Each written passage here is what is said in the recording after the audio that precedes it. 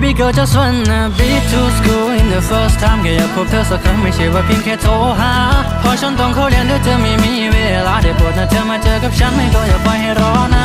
การได้คุยกับเธอนั้นมีคุณค่าทางใจแล้วเธอก็รู้ว่าคนอย่างฉันนั้นไม่เคยวิ่งตามใคร